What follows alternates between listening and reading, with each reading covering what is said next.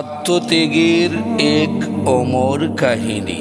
হযরত ইব্রাহিম আলাইহিস সালাম ও হযরত ইসমাঈল আলাইহিস সালামের এক অবিশ্বাস্য আনুগত্য। আসসালামু আলাইকুম ওয়া রাহমাতুল্লাহ। প্রিয় দিনী ভাই ও বোনেরা, আজ আমরা জানব সেই ঘটনা যা আমাদের শেখায় আল্লাহর প্রতি নিঃশর্ত ভালোবাসা, আত্মত্যাগ ও আনুগত্যের প্রকৃত অর্থ। প্রতিটি গল্প কিছু শেখায়, কিন্তু কিছু গল্প থাকে যেগুলো শুধু শিক্ষা নয়, হৃদয়কে ছুঁয়ে যায়। ঠিক তেমনি এটি শুধু কুরবানির ইতিহাস নয়, এটি বিশ্বাস, ধৈর্য আর ভালোবাসার এক অনন্য দৃষ্টান্ত। অনেক বছর আগে আল্লাহর একজন প্রিয় নবী ছিলেন, হযরত ইব্রাহিম আলাইহিস সালাম। তিনি ছিলেন সৎ, বিশ্বাসী এবং আল্লাহর প্রতি অত্যন্ত আনুগত। কিন্তু তার জীবনে ছিল এক গভীর শূন্যতা। তিনি ছিলেন নিঃসন্তান। সময় পেরিয়ে যাচ্ছিল, বয়স বাড়ছিল, কিন্তু সন্তান লাভের কোনো আশাও দেখা যাচ্ছিল না। তবুও তিনি ছিলেন ধৈর্যশীল। রাতে যখন চারপাশ নিস্তব্ধ হয়ে যেত, তিনি একাকী আকাশের দিকে তাকিয়ে হাত তুলে দোয়া করতেন, রব্বি হাবিলি মিনাস সালিহিন। হে আমার প্রভু, আমাকে এক সৎ কর্মপরায়ণ সন্তান দান করুন। এ দোয়া আল্লাহ শুনেছিলেন এবং বহু বছর পর আল্লাহ তাকে এক পুত্র সন্তানের সুসংবাদ দিলেন। সেই সন্তান ছিলেন ধৈর্যশীল, সৎ কর্মপরায়ণ ও শান্ত স্বভাবের, হযরত ইসমাঈল আলাইহিস সালাম। এ প্রসঙ্গে আল্লাহ তাআলা বলেন, ফাবাশশারনাহু বিগুলামিন হালিম। অতঃপর আমি তাকে এক স্থির বুদ্ধি সম্পন্ন পুত্রের সুসংবাদ দিলাম। ইসমাঈল আলাইহিস সালাম বেড়ে উঠছিলেন পিতার আদর্শে। ধীরে ধীরে যখন ইসমাঈল আলাইহিস সালাম বড় হতে লাগলেন, তখনই ঘটল সেই ঘটনা যা ইতিহাসের পাতায় চিরদিনের জন্য লেখা থাকবে। হযরত ইব্রাহিম আলাইহিস সালাম একটি স্বপ্ন দেখলেন। স্বপ্নে তিনি তার নিজ হাতে তার পুত্র ইসমাঈল আলাইহিস সালামকে কুরবানি করতেছেন। তিনি ঘুম থেকে উঠে চিন্তিত হয়ে পড়লেন, এই কি সত্যি আল্লাহর পক্ষ থেকে নির্দেশ? পরের রাতে আবার একই স্বপ্ন দেখলেন। তৃতীয় রাতে আবার সেই একই স্বপ্ন দেখলেন। তিনি বুঝলেন এটি কেবল স্বপ্ন নয়, বরং আল্লাহর পক্ষ থেকে একটি পরীক্ষার আহ্বান।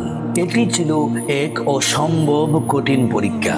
বহু বছর অপেক্ষার পর যে পুত্রকে আল্লাহ দান করেছেন, তাকেই আজ আল্লাহর আদেশে কুরবানি দিতে হবে। কিন্তু ইব্রাহিম আলাইহিস সালাম ছিলেন পরিপূর্ণভাবে আল্লাহর অনুগত।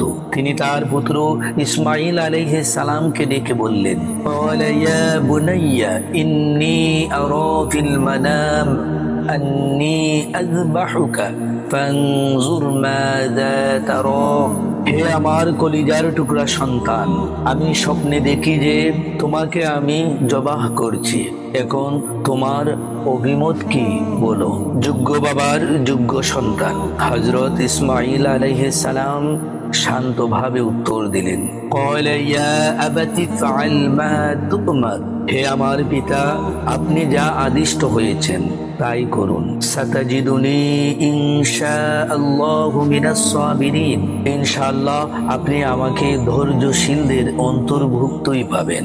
অতঃপর মিনার প্রান্তরে এসে ইব্রাহিম আলাইহিস সালাম পুত্রকে আলিঙ্গন করলেন। চোখে জল, কিন্তু হৃদয় অটুট।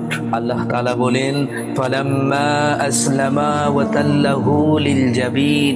যখন তারা উভয়ে আনুগত্য প্রকাশ করলেন এবং ইব্রাহিম আলাইহিস সালাম তার পুত্র ইসমাঈল আলাইহিস সালামকে কাঁধ করে শায়িত করলেন, ঠিক সেই মুহূর্তেই আকাশ কেঁপে উঠল এক আহ্বানে, ওয়ানাদাইনাহু আইয়া ইব্রাহিম। তখন আমি তাকে আহ্বান করলাম, হে ইব্রাহিম, قد صدقت الرؤيا, তুমি সত্যিই তোমার স্বপ্নকে বাস্তবে রূপ দিয়েছো। তুমি পরীক্ষায় উত্তীর্ণ হয়েছো। ইন্না কাযালিকা নাজজিল মুহসিনিন, এভাবেই আমি সৎকর্মশীলদেরকে পুরস্কার দিয়ে থাকি।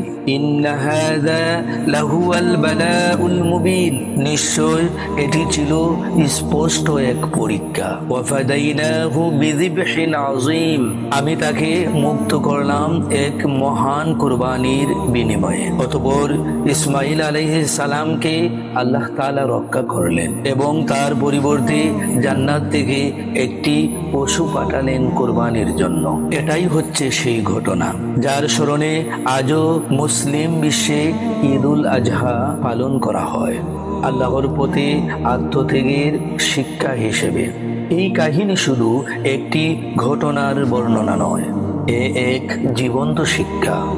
এটি আমাদের শিখায় কুরবানি মানে শুধু পশু জবাই নয়, বরং নিজের সবচেয়ে প্রিয় জিনিসকে আল্লাহর সন্তুষ্টির জন্য উৎসর্গ করতে হয়। যেমন আল্লাহ তাআলা বলেন, লা ইয়ানালাল্লাহা লুহুমুহা ওয়ালা দিমাউহা ওয়ালাকিন ইয়ানালুহুত তাকওয়া মিনকুম, আল্লাহর কাছে কুরবানির মাংস কিংবা রক্ত কোনো কিছুই পৌঁছায় না, বরং পৌঁছে শুধু তোমাদের তাকওয়া।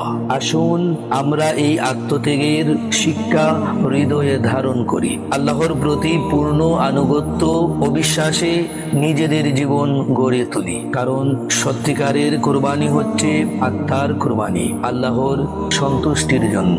আল্লাহ আমাদের কবুল করুন।